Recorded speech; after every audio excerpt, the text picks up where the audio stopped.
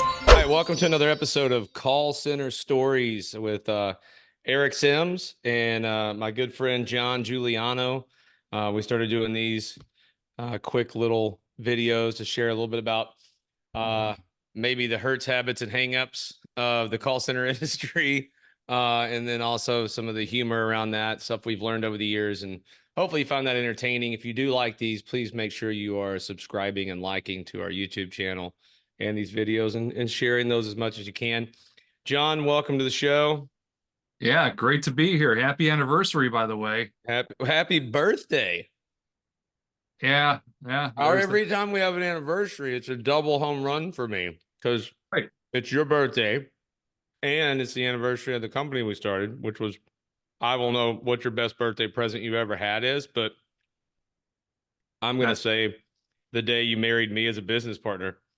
you Um, know, it was great. It was great. The honeymoon is still flowing, so I don't know that we'll ever get out of the honeymoon phase. I'm eating, by the way, so sorry.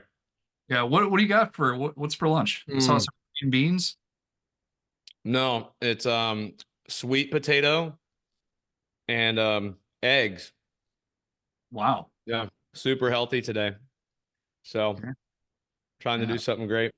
Living on the edge over there. Living on the leading edge. That's right. There you go. So 6 years, right? Like this yeah, 6 years. Yeah. And still trucking, better than ever, stronger than ever, bigger, better, stronger. Um, I'll ask you a question. When you think of when we started the company 6 years ago, what's the first thing that comes to mind, or first story, or first thought, or first feeling, other than don't hang up on this call? First thing that comes to mind is the why, right? Like why we started Leading Edge.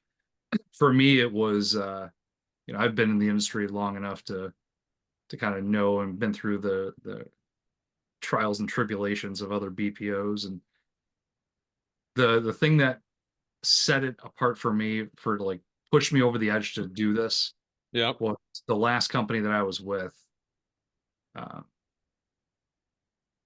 so every company that I've been with up until LEC, you go through the interview process. It's the same song and dance. You hear the whole, hey, things are broken. It's not working. We need somebody to come in and save the day and fix the company and whatever. You're like, okay, great. So you come in with the ideas and they love it, and then it's time to implement those ideas, right? Yep. And come up with some fresh stuff, and uh, you get the same story. That's not the way we do things here. Mm-hmm. Or we've been doing it this way for X amount of years and it works. The death Uh, rattle. yeah, exactly. Yeah, Yeah. that one. We like that idea, but I think it's too much for us to too much of an undertaking right now. And then you pare it down and say, okay, well, let's do it in steps. Well, yeah, but yeah, but and yeah, but and yeah, but. So after you hear that, after company after company after company after company, and I'm a very freaking passionate person. So like when I will die on the hill for my ideas. So I know some of the ideas are great, some of the ideas maybe not so great, but if I'm passionate about something, I'm going to take it all the way. And I was passionate about a lot of these things. And the last time I heard, yeah, but, or this is the way we've always done it, and this is the way we're going to continue to do it. And we just need you to kind of, just steer the ship. Just don't take us into a hurricane. Right when I heard that, I was like, okay, I can't do this anymore. Because I think you and I would have these calls. It was either once a day or once every other day leading up to the start of LEC, where Mm-hmm. we would just share our stories and frustrations about the industry. And like, you know, you can leave a BPO and go to another BPO, and it's the same exact environment with the same exact pain points, with the same exact C-suite, with the same exact stuff, and you get the same exact response, which is, we're not going to change shit. Yeah. But you slap a new name on that building, and that was the experience that I had, at least. Yeah. Um, and that's what, you know, that experience, and then us talking and kind of realizing that your experience was really similar.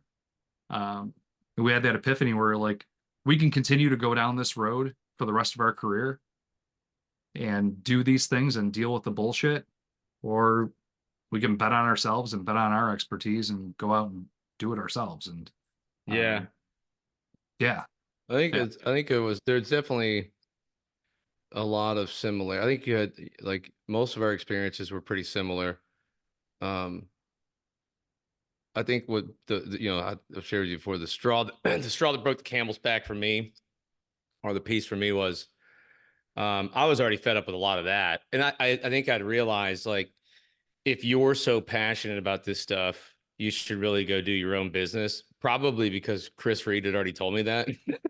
yeah, When I worked with him.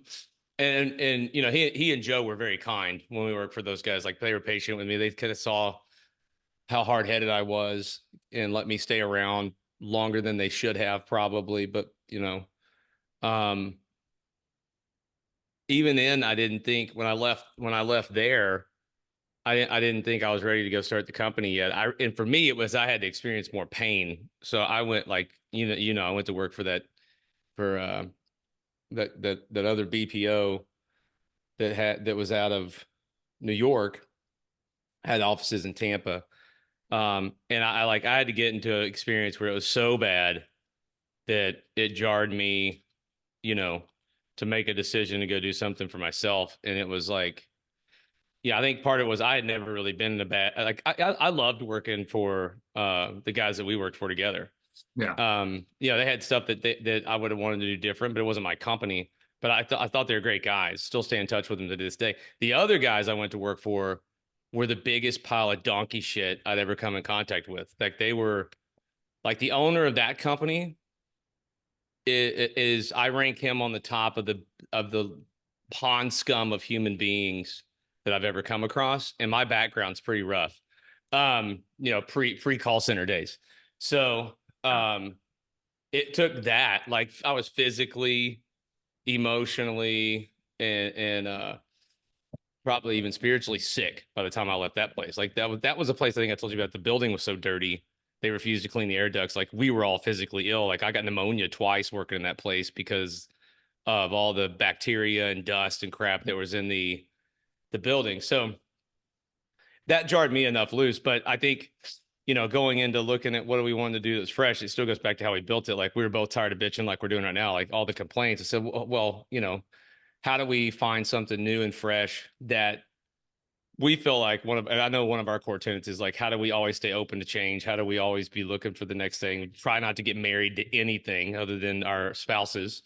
Um, and ensure that we're super flexible. So I think over the last 6 years, we've been able to do that. We've stayed pretty flexible with how we operate. I mean, we've pivoted from being a predominantly outbound sales organization to a 99.9% inbound customer care technical support organization.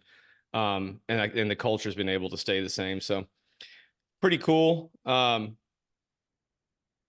I don't think know what else comes to mind with you when you think about the anniversary, or we can dig into like another stories or something like that to entertain people, maybe getting sappy with people. I don't know.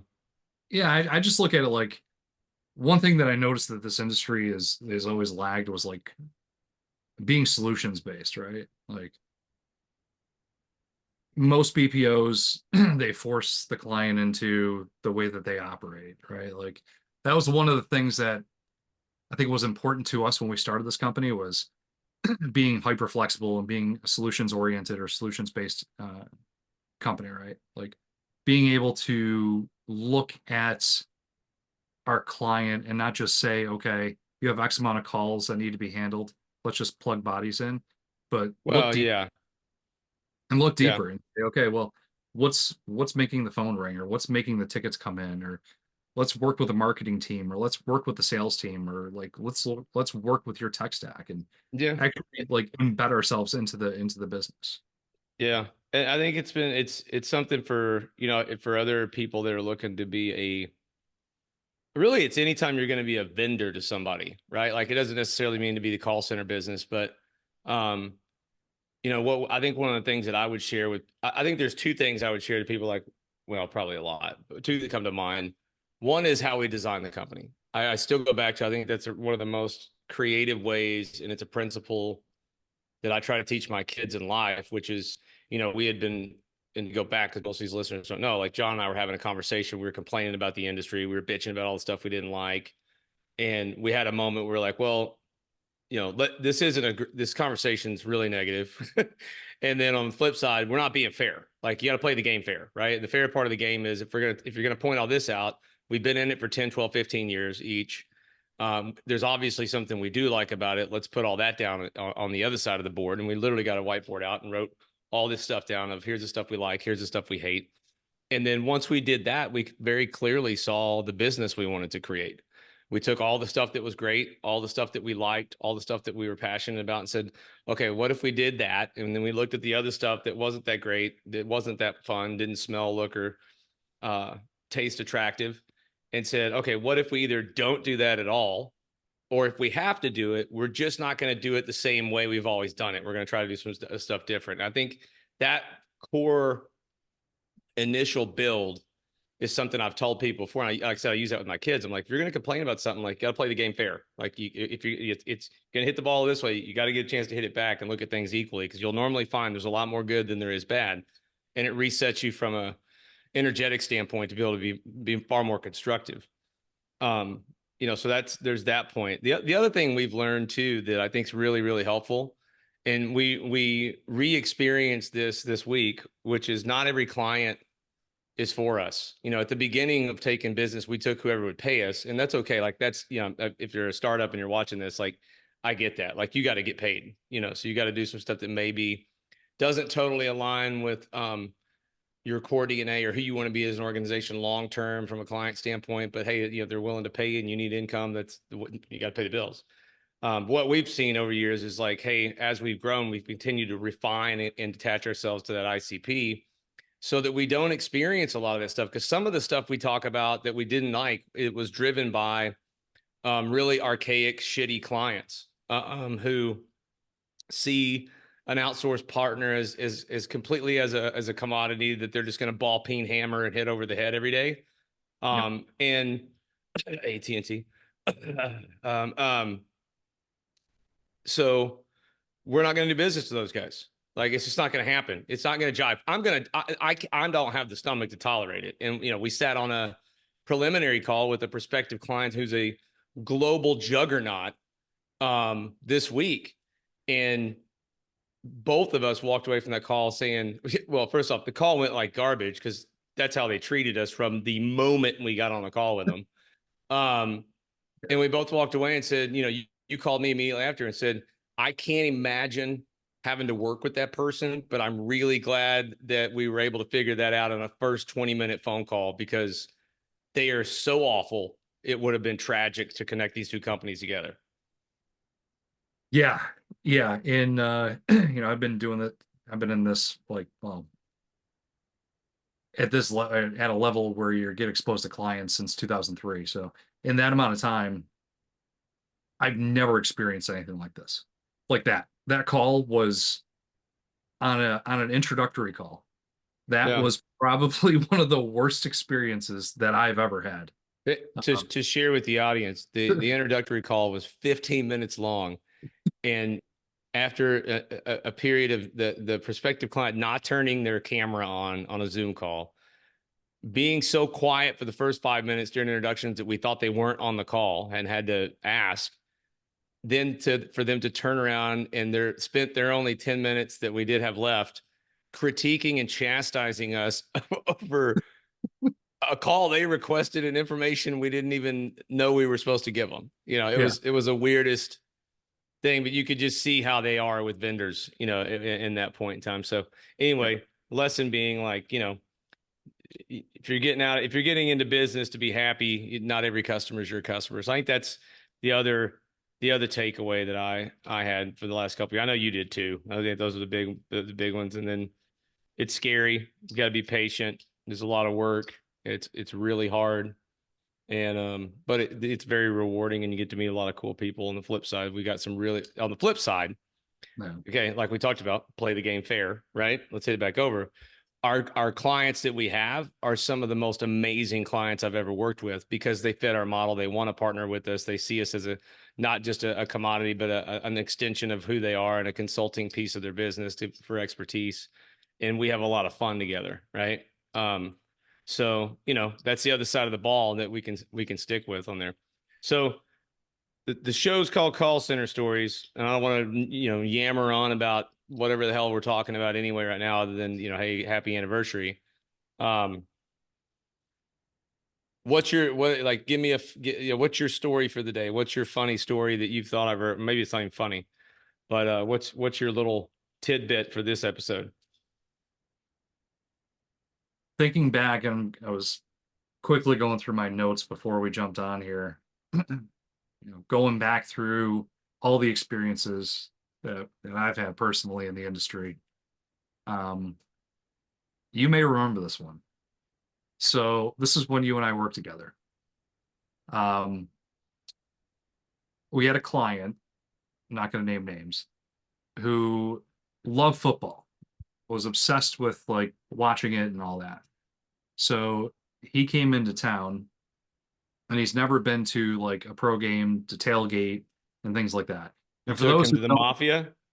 yeah, yeah, for those who don't know, the Bills, the Buffalo Bills have by far the craziest, most insane tailgate experience you will ever have in your life.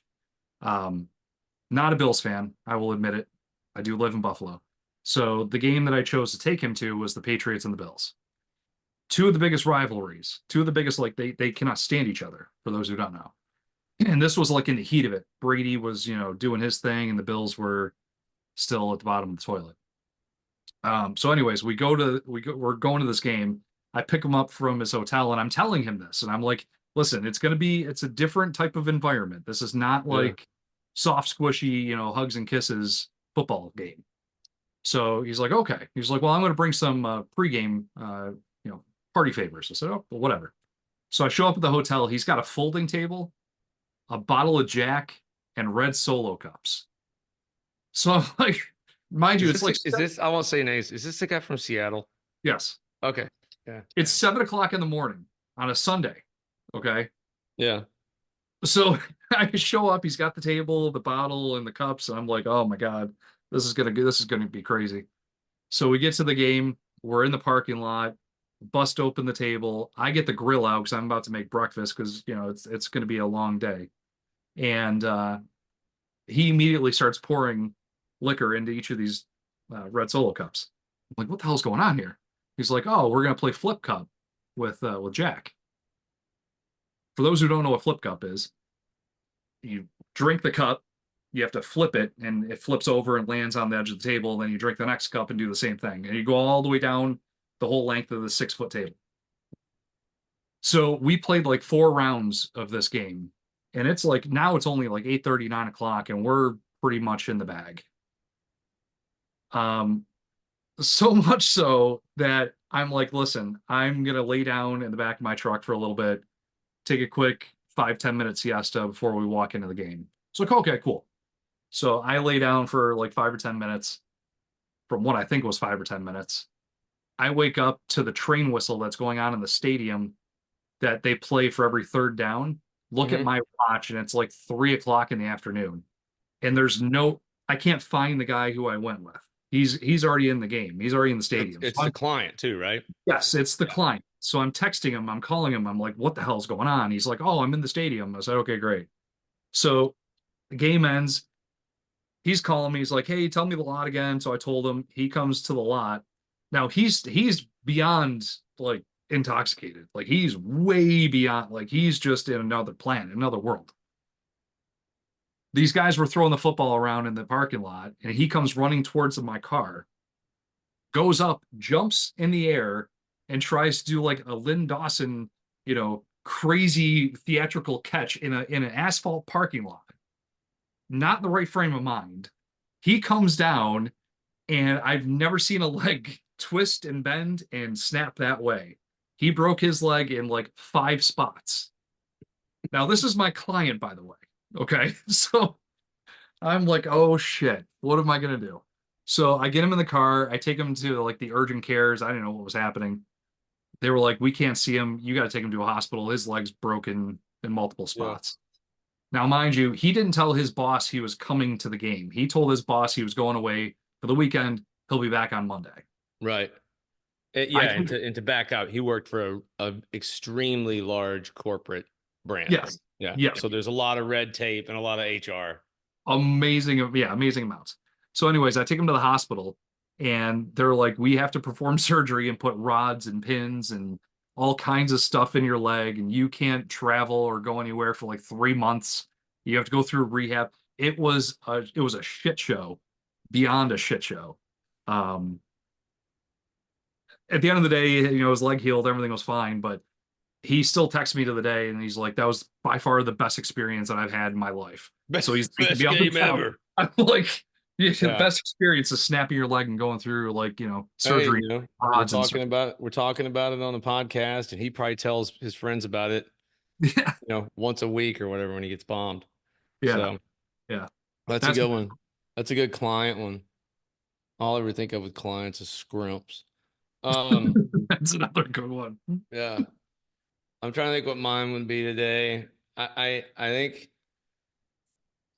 think for the sake of trying to generate followers and viewers, I'm gonna share the old poop story, Never which gets old. may be the pinnacle of the stories. I don't know. There's a lot of really good ones, but this one's great. So, and you've heard this a million times because Sharito and all of us laugh about it quite often. So, for all you viewers, get ready. Okay, here's how the call center. It's huge floor. If if you haven't been in a call center, really they should do um, like museum tickets to these things and walk people through so they can see what this is like. But imagine you're on there's whatever 600 cubicles in a room, all in rows, and there's a bunch of people working at them at all times. It's loud, it's cold. I mean, this one was nice. Like, some of them are really nice. They're not like shitholes or anything like that, but some of them are really nice. This one was nice. But so we had an incident. We came in on a Monday morning, and we had an incident on the weekend, so we had to go back and look at the cameras and figure out like what the hell happened. Apparently, some guy had an accident, so we put the camera over in the general area because nobody would claim responsibility. And so we watched this thing go down. So we watched this agent. He's sitting on the phone, taking his call, puts his headset up, gets up, walks down the end of the aisle, walks by his manager who sits on an end cap, right? So you got the rows and the end cap here, and the guy's sitting there. These guys back to him. He walks by him and like kind of stops and shakes his leg, like shakes his leg, and something falls out. Like, you can see it on the camera. These weren't the greatest of security cameras. You could see on there, and he kind of scampers off, and then you see the manager sit up and kind of go, he starts looking around, and you see him look down, and he immediately jumps up, right? So like, the claim was that someone like shit on the floor in the building, and apparently this guy like crapped his pants, got up, ran down the aisle, shook his leg, falls out behind his manager. He runs off because he's obviously embarrassed, right? Like, he didn't want to tell anybody. He probably needed to clean himself up. The manager gets up. He freaks out, doesn't know what to do it because he turns around and there's a turd behind him on the floor.